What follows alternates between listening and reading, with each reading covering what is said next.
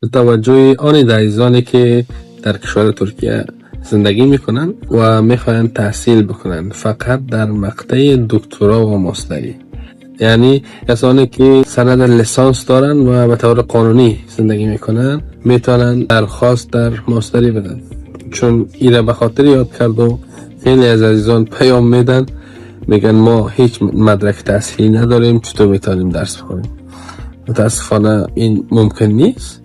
اگر در ترکیه هستین، مدرک تحصیلی لیسانس دارین و اقامت قانونی همچنان دارین، میخواین تحصیل بکنین، حتما شما میتونین این کار انجام بدین و برای این کار همین اکنون با ما تماس میگیرین، پذیرش میگیرین. در اول جنوری پذیرش ها باز میشه.